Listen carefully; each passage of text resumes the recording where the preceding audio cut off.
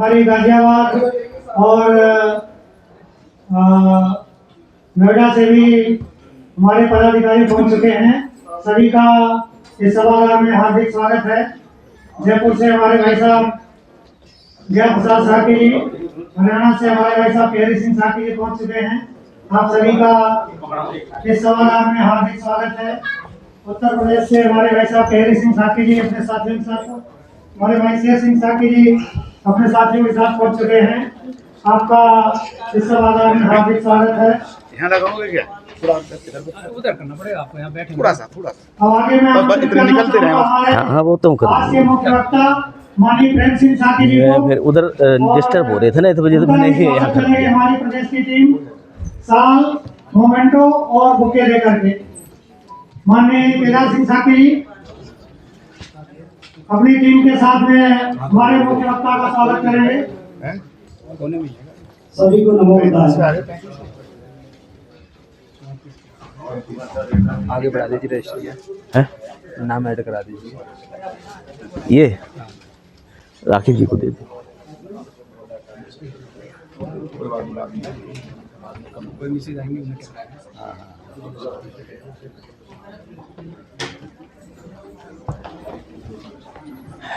तो यहाँ बैठना पड़ेगा भाई साहब। एक ये नाम ऐड करना है।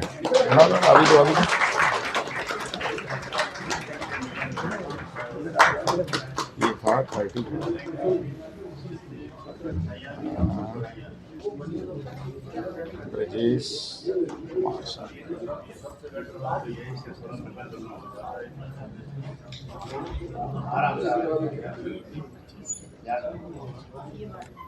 हम लोग बाद में आ पाए ना।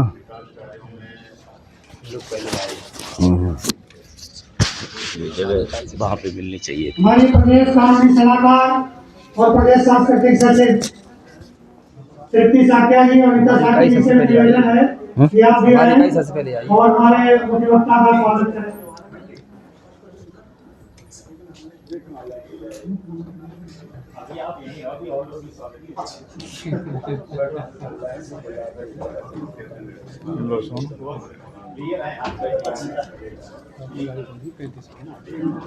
छत्तीस आ गए। अनिता कुमार। मैं इसके बाद निवेदन करना चाहूंगा हमारे भाई रघुवीर सिंह साकी जी से कि वो मंच पर आए। माननीय रघुवीर सिंह साकी जी, आपका हमारी प्रदेश की टीम स्वागत करेगी।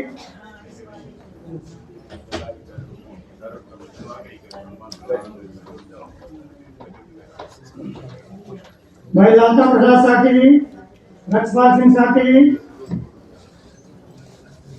विजय कुमार साकी जी, वीरेंद्र प्रसाद साकी जी, जसवंत साकी जी कृपया मंच की तरफ आ जाए और हमारे विशेष सहयोगी रघुवीर सिंह साकी जी का बुके और मोमेंटो से स्वागत करें।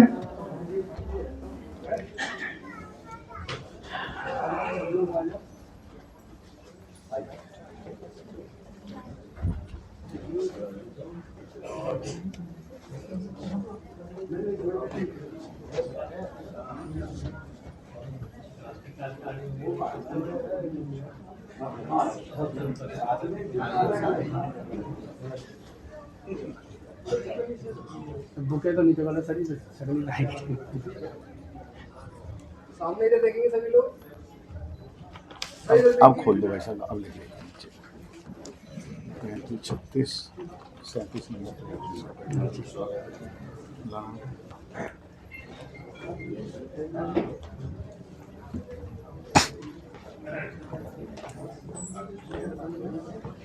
ललिता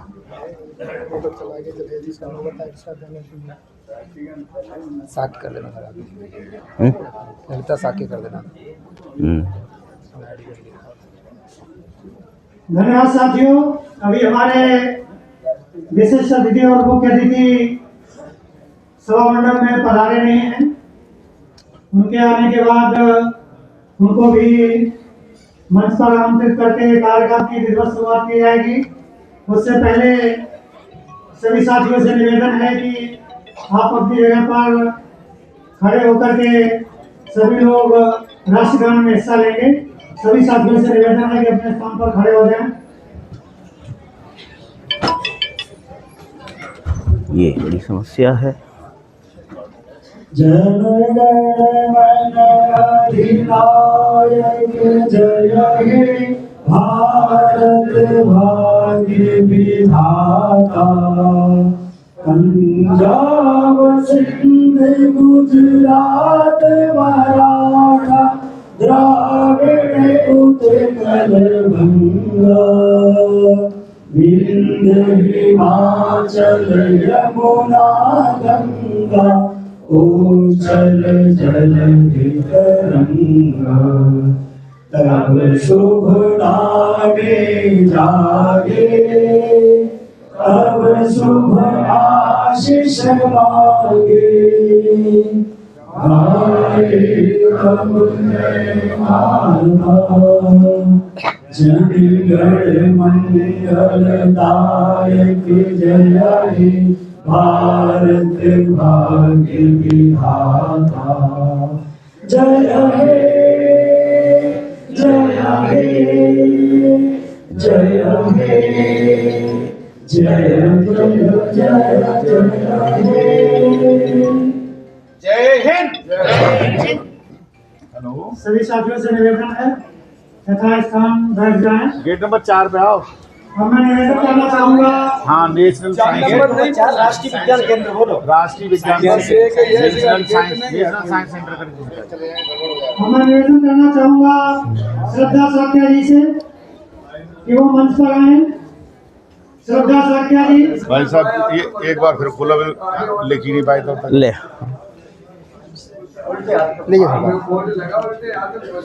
असल में परसेंटेज निकालने में टाइम लग रहा था। बड़ा समस्या है यार, यहाँ से बात बन नहीं। श्रद्धा साक्या जी हमारे आए हुए सभी सम्मानित अतिथियों के लिए स्वागत की प्रस्तुत करेंगे। उसमें डेट गलत हो गई है। क्या जो चाहता है वो स्वागत करेगा। बढ़ देना उसे 24। बात बन नहीं रही, इधर आ जा थोड़ा सा। सर्वप्रथम मैं इसका साउंड थोड़ा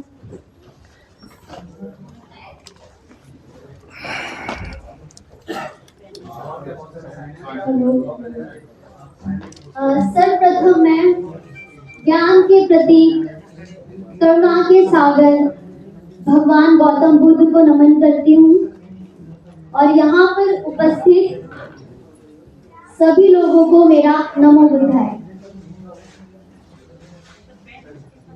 हाथों में लेकर फूलों का हार स्वागत करने को मैं हूँ तैयार। हाँ जी हम आए हैं स्वागत के लिए, नैन बिछाए हैं स्वागत के लिए।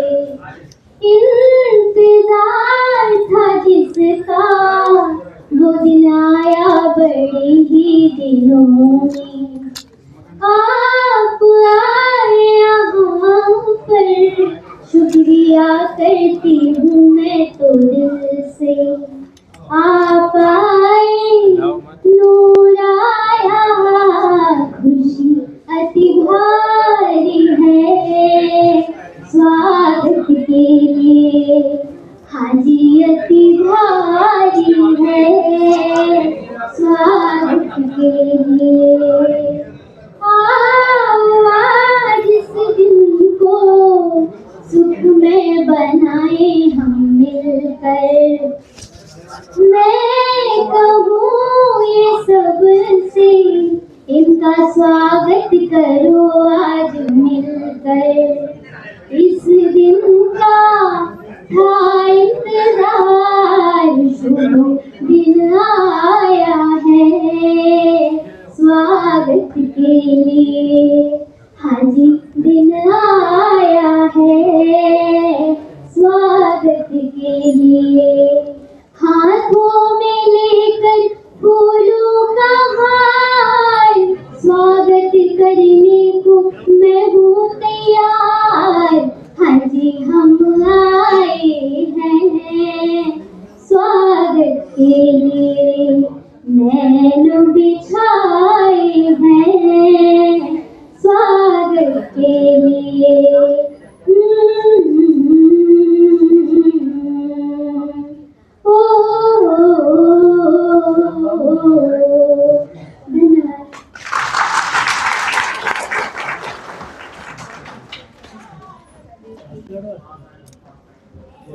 श्रद्धा जी। हमारे बीच में उत्तराखंड से हमारे भाई डी सिंह जी, उत्तर प्रदेश से प्रदेश अध्यक्ष आलोक साके जी, प्रदेश संयोजक कुलदीप साके जी, महासचिव हमारे भाई अरुण जी, और हमारे कोषाध्यक्ष देवेंद्र सिंह साके जी, भाई राजकुमार साके जी, राष्ट्रीय कार्यकारिणी से हमारे राजेश साके जी, सुरेश चंद्र साके जी साधना से, हमारे पूर्व कोषाध्यक्ष दिल्ली प्रदेश राकेश साके जी, और जो भी सम्मानित साथी पहुंच चुके हैं, सभी का इस सभा मंडप में हार्दिक स्वागत और अभिनंदन है। अब मैं आमंत्रित करना चाहूंगा हमारे आज के मुख्य वक्ता डॉक्टर प्रेम सिंह साके जी को, क्योंकि आपको आज किसी कार्यक्रम में निकलना है, तो थोड़ा सा जल्दी मैं उनको समय देना चाहूंगा। आप आए और अपना वक्तव्य दें। आदरणीय प्रेम सिंह साके जी, जोरदार तालियों से स्वागत करें।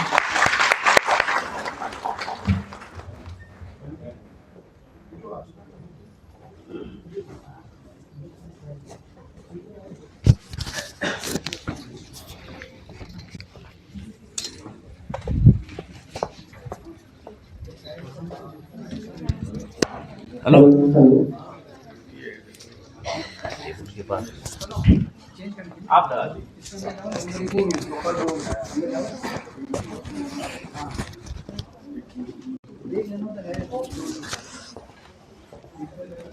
सर्वप्रथम सारे संसार को ज्ञान की रोशनी देने वाले, सदियों से जो समाज हमारा सोया हुआ था, विश्व के सभी मानवों को सही मार्ग दिखाने वाले करुणा के सागर तथागत गौतम बुद्ध को नमन करते हुए, प्रथम चक्रवर्ती सम्राट जिन्होंने खंड खंड भारत को अपनी शक्ति, बुद्धि और विवेक से अखंड करके दिखाया, उनको नमन करता हूँ। और देवानाम प्रिय विश्व विजेता सम्राट अशोक को नमन करता हूँ, और समग्र क्रांति के अग्रदूत महात्मा ज्योतिबा फुले को, और असली सच्ची विद्या की देवी सरस्वती माता सावित्रीबाई को कोटिश नमन करते हुए आप सभी को वंदन है, अभिनंदन है, सभी को नमो बुद्धाय। बंधुओं, आज अखिल भारतीय शाक्य महासभा दिल्ली प्रदेश ने ये जो कार्यक्रम हमारे बच्चों को प्रोत्साहित करने के लिए रखा है, बड़े ही गर्व का विषय है। पिछले वर्ष भी ये प्रोग्राम रखा गया था, और इस बार हमारे बीच में इस कार्यक्रम को आगे बढ़ाने के लिए एक ऐसी टीम का निर्माण हुआ है जो तन से, मन से और धन से समर्पित हैं, और वास्तव में इन समर्पित लोगों की ही आवश्यकता है। समाज तब जागरूक होता है जब हमारे मन में समर्पण की भावना होती है। तो आज का जो विषय है वो शिक्षा है, विद्या है और ज्ञान है। वास्तव में हम ये समझते हैं कि शिक्षा, विद्या और ज्ञान तीनों चीज़ें एक हैं, लेकिन नहीं, तीनों चीज़ें बिल्कुल अलग हैं। किसी विषय वस्तु के ज्ञान को हम शिक्षा कहते हैं। शिक्षा हमें मार्गदर्शन करती है, हमें वो राह दिखाती है। It is just like a torch in the darkness. अंधेरे में प्रकाश का काम शिक्षा करती है। शिक्षा हमें हमारे मनोवांछित उद्देश्य को पूर्ण करने में हमारी सहायता करती है। जहाँ तक बात ज्ञान की है, यह विषय बहुत विस्तृत है। मैं कबीरदास जी के बारे में कहना चाहूँगा कि वो ज्ञानवान थे लेकिन शिक्षित नहीं थे। ज्ञानी के लिए शिक्षित होना आवश्यक नहीं है, लेकिन जो शिक्षित है वो ज्ञानवान हो सकता है यदि उसमें संस्कारों का सृजन है, यदि वो संस्कारों को आत्मसात करता है तो वो ज्ञानवान है। और विद्या हमें जीवन के सही मूल्यों को आत्मसात करने की प्रेरणा देती है। और विद्या शब्द सबसे पहले तथागत बुद्ध ने प्रयोग किया था। तथागत बुद्ध कहते हैं कि अविद्या पच्चया संखारा, संखार पच्चया विज्ञानम, विज्ञान पच्चया नाम रूपम, नाम रूप पच्चया षडायतन, षडायतन पच्चया फस्सो, फस्स पच्चया वेदना, वेदना पच्चया तणहा मीन्स तृष्णा, तणया पच्चया भव, भव पच्चया जाति, जाति पच्चया जरा और मरणम एवं दुखम दस्य होती है। तो वास्तव में विद्या हमें मुक्ति की ओर ले जाती है। और संस्कृत में भी कहा है सा विद्या विमुक्त है, विद्या वह है जो हमें मुक्ति की ओर ले जाती है, जो हमें दुख चक्र से निकालती है, वो विद्या है। तो विद्या अलग है, शिक्षा अलग है और ज्ञान अलग है। और तीनों को जो धारण कर लेता है वही संपूर्ण परिपूर्ण मानव है, वही परिपूर्ण मानव है जिसके पास शिक्षा भी है, जिसके पास विद्या भी है और जिसके पास ज्ञान भी है।